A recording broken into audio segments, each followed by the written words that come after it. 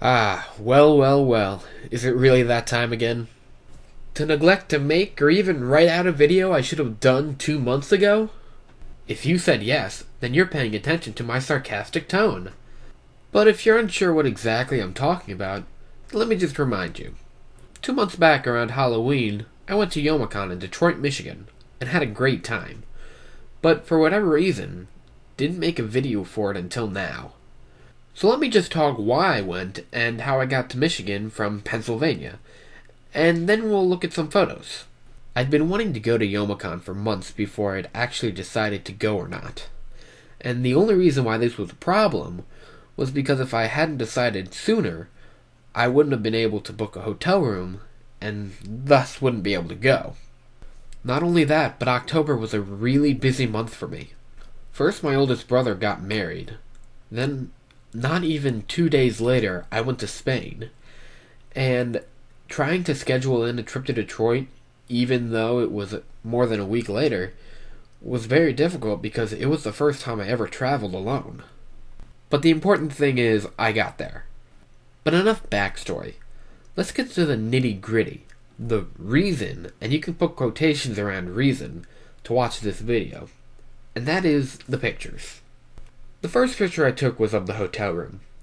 And I have to say, not that Spain wasn't great, but that walking into this room, that was essentially just for me, was a real step up from a room smaller than this one, for me and my parents. Also, a television that broadcasted English-speaking shows was a lot better than watching Terminator Salvation in Spanish. Also, did I mention my room looked over the Detroit River? And I was on the 53rd floor in Detroit's tallest building. That was also a first. It's the highest I've ever been in a building for sure. But the room is boring. At least I bet it is for you, the viewer. Because for me, it was exciting on the first day. Because I had nothing better to do other than watch TV. But let's move on to the second day. Which was the first day anyone who wasn't pre-registered could register. Like me. I must say, I did not take that many pictures when I was in line. And I was in line for almost 3 hours. It was not that fun. And believe me, it was boring. But I did get to see a giant rice ball. Onigiri or amusubi. I don't know how to pronounce it, but then again, how could I? Moving through the line, we see a really good Azula cosplay. A couple hours later, after getting my registration, we see a very good Darth Vader. And not just the costume, but this guy was tall, probably 6'5", and believe me, I am not exaggerating. And he gives this girl a big hug. Ghostbuster with Shy Guy sticker on Proton Pack. Henchman 21 from the Venture Brothers. A somewhat, busty Zero Suit Samus. Must be the other M version. Link from Phantom Hourglass or Spirit Tracks. Didn't ask for confirmation. A very, oh my god, another person asked me to pose for a picture, Albert Wesker. Edward and Alphonse Elric from the first Fullmetal Alchemist series, and or The Conqueror of Shambhala. A faraway Charizard. Franziska von Karma waiting for the elevator. In retrospect, that may not have been the best time to ask for a picture. Domo! Who I still don't understand why is so popular.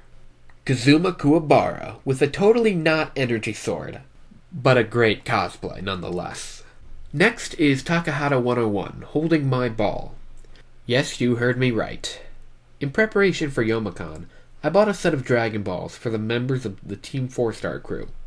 Takahata is holding the 1-star ball. And there I am, sporting the Patty Cake Champion belt, and Taka all like, I need to pretend like I like this, and I'm all like, OMG, Takahata 101!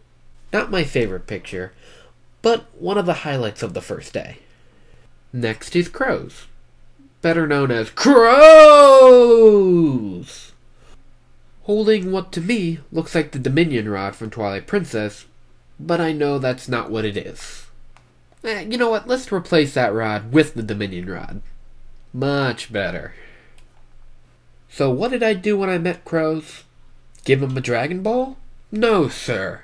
I gave him a sword Kirby. You know, the one that looks a lot like Link. And all this time with Taka and Crows, I was at the Yu-Gi-Oh! Abridged booth, which also had all the Team 4-star merchandise.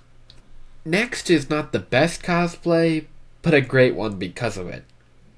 A Tetris block that only has 3 instead of 4 parts. And this face is like, so what?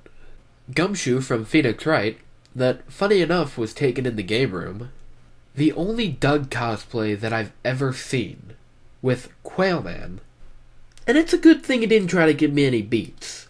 I don't care what he says. If beets are nature's candy, then nature does not have a sweet tooth. Gordon Freeman, with his trademark crowbar.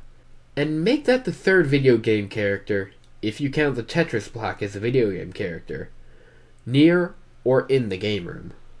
The Old Spice guy. Can't say much more than that.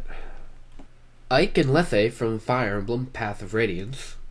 Professor Oak in the worst lighting out of all my pictures. And that's saying something. Gene Starwind. Not much more to say about him, really.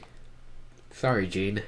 Next is Saratobi66, who I first met at Otakon. Ain't he cool? Speaking of cool, Godo. That is all. This picture I took while waiting for the Team 4-star 18+ panel. A cosplayer of the hair guy from Yu-Gi-Oh! Abridged. And yes, he was the abridged version. Vash from Trigun. Another waiting in line picture. And here are pictures from the panel itself. Kaiser Neko is talking now. A picture of all the panelists. Some various shots. And one thing that you may not like, or you may, I don't really know your preferences, Lanny Pator in drag. He sang a song about being a transvestite. Yeah. If you get the joke, then you know it's from the Rocky Picture Horror Show, but if you don't, then, well, you probably think Lanny Pator's pretty weird. And you'd be right. This picture was after the panel, and it's me with Kaiser Neko, after I gave him a Dragon Ball. Magami33, who did not take part in the 18+ panel. She is far too ladylike for that. And I'm serious. This was taken the next day, and I really don't know who or what this character is, and I really don't care. I just know it's a cool costume. Saw these guys waiting for the Team 4-star panel.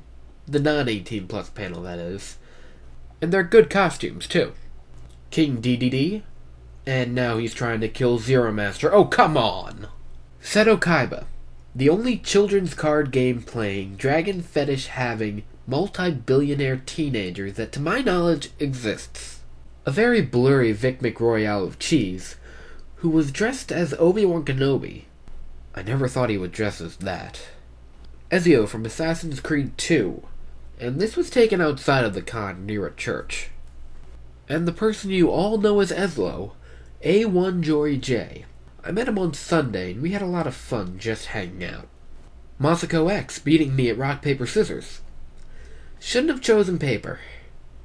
A Goku cosplayer with some of the best hair for a Super Saiyan I've ever seen, and the worst pants for any Dragon Ball cosplay. And what is the last picture I took at the con? Why, the floor, of course. I was in a hurry, I need to leave and catch a plane, so I didn't stay to take pictures after the Yu-Gi-Oh! Abridged panel. I was worried I'd miss my flight, but I got on it alright. And what was my seat number, you ask? Why, 12, of course. Oh, and look at this. All the members of Team 4-Star that were at the convention signed the box that the Dragon Balls came in.